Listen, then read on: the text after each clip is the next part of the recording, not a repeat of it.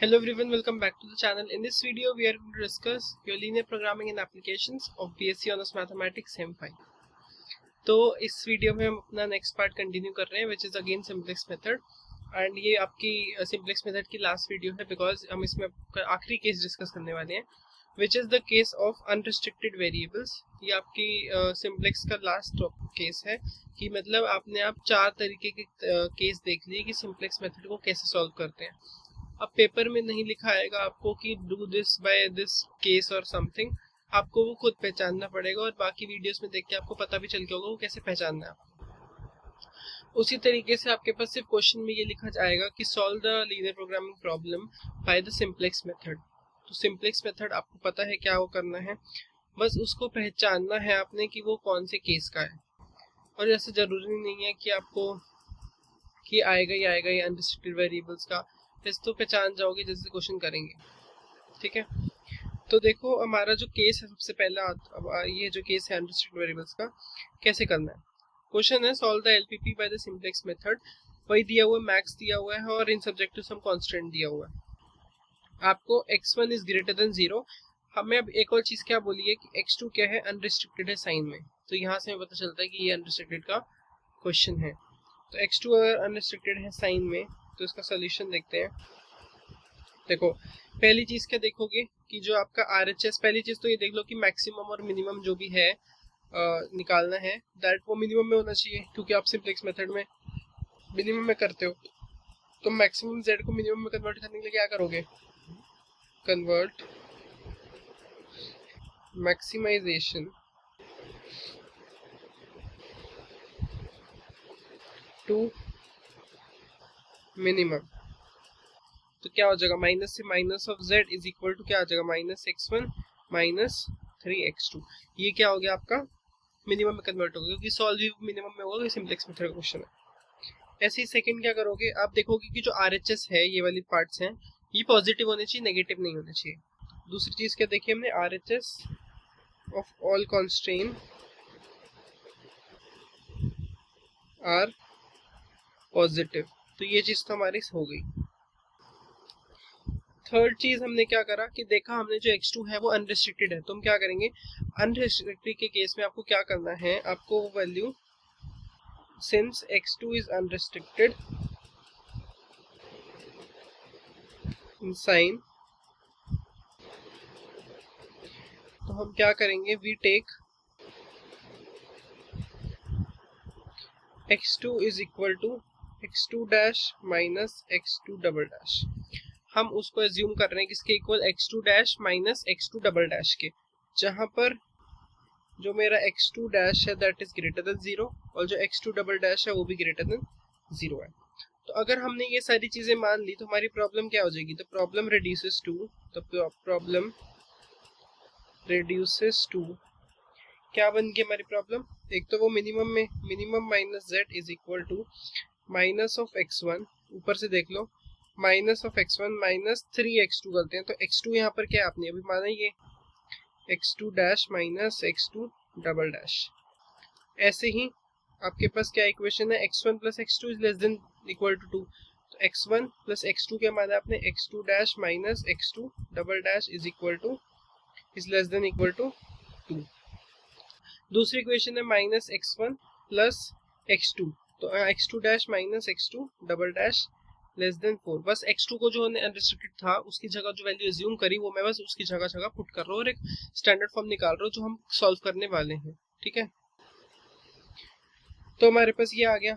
और क्या दे रखा है कि x1 ग्रेटर देन 0 है और वो अनरिस्ट्रिक्टेड था पर हमने उसको मान लिया ये, तो वो आ गया ये. ठीक है, अब अगर हम इसकी स्टैंडर्ड फॉर्म लिखें तो वो क्या आ जाएगी, स्टैंडर्ड फॉर्म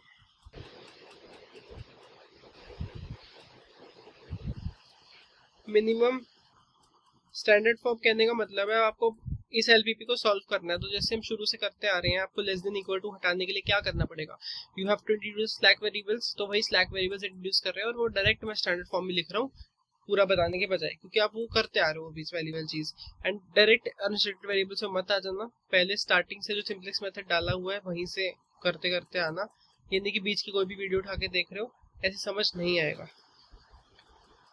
क्योंकि इस फर्स्ट जो सबसे बेसिक वाली वीडियो थी जिसमें सिंपलेक्स मेथड समझाया है कि कैसे करना है, उसमें बहुत डिटेल में बताया है कि एक चीज़, और फिर थोड़ा थोड़ा बस ऊपर उसमें से बताया कि हाँ ये ऐसे करना है, क्योंकि उस पिछली वीडियो में वो चीज़ करा चुका हूँ। तो एक बार वो वीडियो ज़रूर देखना, ठीक है, वो मेन है आपके लिए। -x1 -3 of x2। अच्छा, इसको सॉल्व भी कर लेते हैं ना साथ साथ। देखो यहाँ से -3x2 dash -3x2 double dash, ये आ गया। ऐसे ही नीचे x1 plus x2 dash minus x2 double dash, यहाँ पर एक स्लैक वेरिएबल इंट्रोड्यूस कर लिया s1, तो आ गया इक्वल टू 2। ऐसे ही x1 plus x2 dash minus x2 double dash plus s2 is equal to 4, ये मेरा दूसरा स्लैक वेरिएबल हो गया। ठीक है, हमारी स्टैंडर्ड फॉर्म बन गई। ये तो आपको पता ही है, x1 x2 dash x2 double dash और s1 और s2 ये सारे ग्रेटर देन इक्वल टू 0। ठीक है, अब वही सिंपलेक्स टेबल बनाएंगे। कैसे बनती थी? cb vb xb आपका x1 x2 dash x2 double dash s1 और s2, ये क्या बन गया आपकी सिंपलेक्स टेबल। इसको सीधा बनाए क्या, सिंपलेक्स टेबल।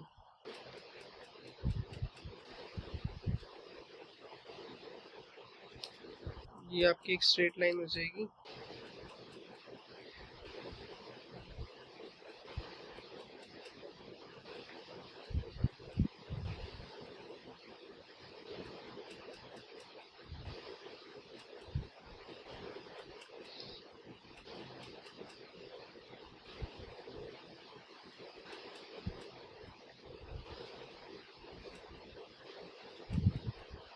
ठीक है, तो हमारा ये चीज़ आ जाएगी। अब हम इसमें वैल्यूज जो भी हैं पुट करते हैं। ठीक है, देखो अब हमारे पास एक तो वी हो गया, और क्या होते हैं इसके बाद सीजे क्या होते थे, इसके कोफिशिएंट क्या है यहाँ पर, वो भी आ जाएगा आपका s1 s2।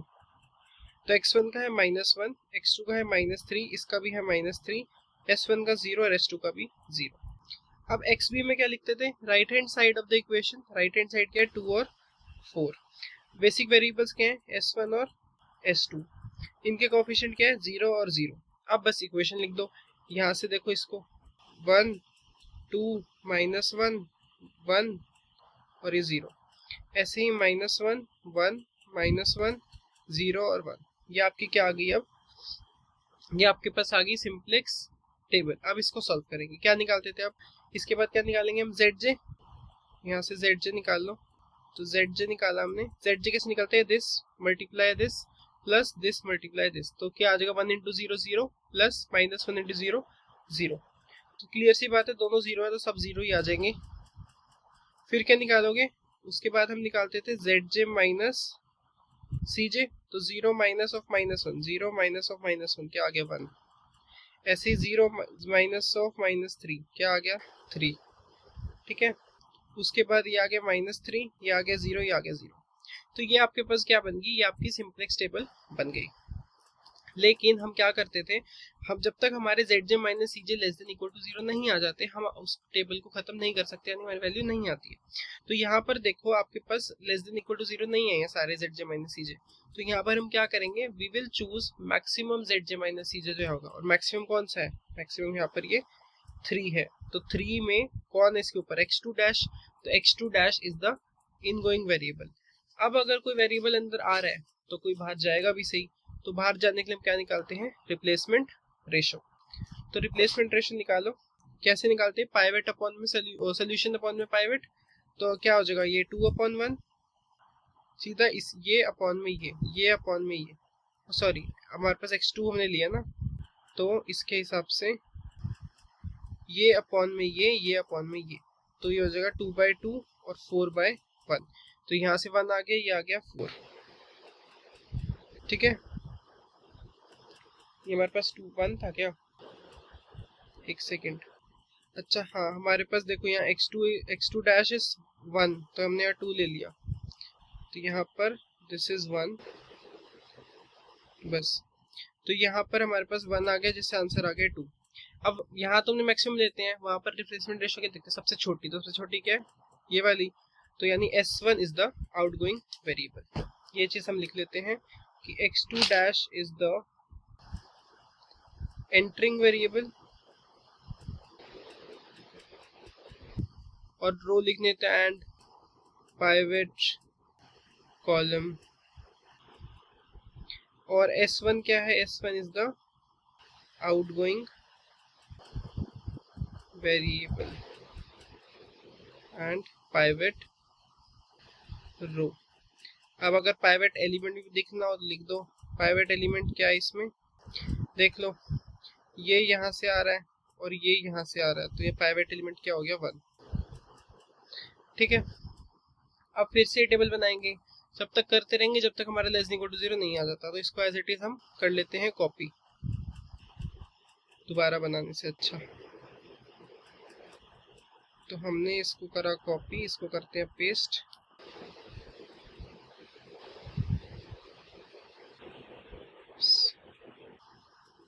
ठीक है, अब जो वैल्यूज हमारी काम की नहीं है उन्हें हटा देते हैं अभी के लिए। ठीक है, अब तो S1 चला गया यहाँ से, तो S1 यहाँ से गया, ये भी सब हटा दो अभी के लिए, दोबारा लिखते हैं।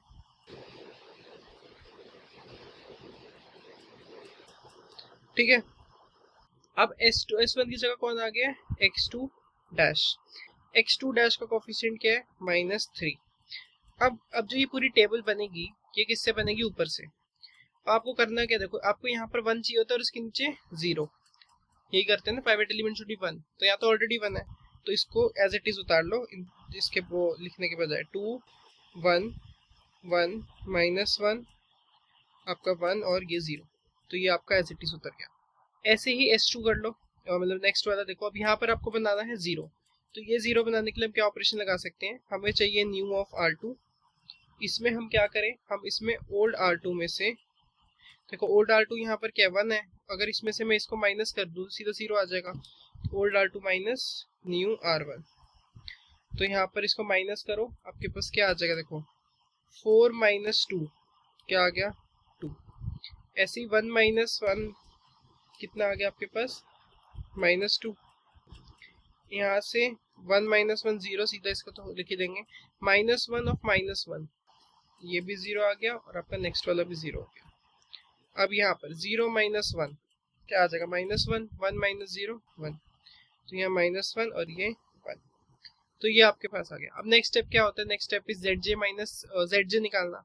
तो कैसे निकालेंगे, this multiply this plus this multiply this, तो 1 इंटू, देखो 0 वाले से तो कंसीडर मत कर लो, ये लाइन तो वैसे भी पूरी 0 हो जानी है। इसको देखते हैं, 1 इंटू -3 आपका 1 इंटू फिर से -3 -3 -1 इंटू -3 3 1 इंटू -3 और ये 0, ये आ गया। अब ऐसे ही निकालेंगे zj - cj, तो -3 ऑफ -1 कितना आया, -2 -3 -3 0 3 - 3 ये भी 0 3 -3 0 -3 और 0 -0 0। तो अब देखो, तो आपके पास एक भी ऐसा वेरिएबल बचा ही नहीं जो लेस देन इक्वल टू 0 ना हो। सारे के सारे वो जो zj - cj है वो क्या है, क्या कहते हैं, zj - cj क्या है, great less than equal to 0। तो अब हमें और टेबल बनाने की जरूरत नहीं, हम बस लिख देंगे since zj - cj is less than equal to 0 तो it is an optimal solution। तो आपके पास क्या आ गया, इसके सामने वाली वैल्यू x2 डैश क्या आ गया यहाँ से 2, और बाकी जो वेरिएबल्स इसमें है नहीं बेसिक वेरिएबल्स में वो सारे क्या हो जाएंगे 0, यानी x2 डबल डैश भी 0 हो गया और x1 भी आपके पास 0 हो गया। ठीक है, अब x2 निकाल लो, x2 क्या माना था आपने स्टार्टिंग में, x2 dash minus x2 double dash, तो x2 डैश आया 2, ये है 0, ये आ गया 2, तो आपका x2 क्या आ गया 2। अब हमें फाइनल ऑप्टिमल सॉल्यूशन निकालना है। फाइनल ऑप्टिमल सॉल्यूशन क्या आ जाएगा, x1 तो आपके पास 0 है, x2 आपने अभी 2 निकाला, तो अगर हम मैक्स ऑफ z निकालेंगे क्या था आपके पास, x1 प्लस 3 ऑफ x2, तो x1 आपके पास 0 है, ये है 2, तो ये क्या आ गया 0 प्लस 3 2 6, यानी 6 क्या हो गया इसका आंसर, इसकी मैक्सिमाइजेशन ऑफ z क्या हो गया 6। ठीक है, समझ आया? तो ये था हमारा केस ऑफ अनरिस्ट्रिक्टेड वेरिएबल्स। अब देखो इसमें आपको लगा होगा जैसे अनबाउंडनेस में था कि अगर हमें वो सिचुएशन मिल जाए अनबाउंडनेस वाली तो हम क्वेश्चन वही रोक के लिख देते दिस सोल्यूशन इज अनबाउंडेड, लेकिन यहाँ तो हमने ऐसा कुछ करा नहीं। तो देखो unrestricted is just a case कि आपको उसमें स्पेसिफाई करा होगा कि ये अनरिस्ट्रिक्टेड वेरिएबल है x2 या x1, दोनों भी हो सकते हैं। अगर दोनों होते हैं तो आप क्या करते हैं, x1 को भी x1 dash minus x2 x1 double dash मान के इसको सॉल्व करते हैं जैसे मैंने करा। ठीक है, तो यहाँ पर अनरिस्ट्रिक्टेड था, बस अनरिस्ट्रिक्टेड का बस यही आपको स्टार्टिंग में जूम करना है, उसके बाद तो आपको जैसे क्वेश्चन सिम्प्लेक्स में करते हैं वैसे ही करना है। तो हमारा यही छोटा सा क्वेश्चन था जो मैंने इसमें कराया। With this we have finally completed our simplex method, पूरा का पूरा जितने केसेस थे। नेक्स्ट वीडियो में हम नेक्स्ट मेथड करेंगे, most probably that will be two phase method. So till then, thank you for watching, and if you like, please share, subscribe, and press the bell for more updates. And don't forget to like the video. And कुछ भी doubt हो, please comment down below.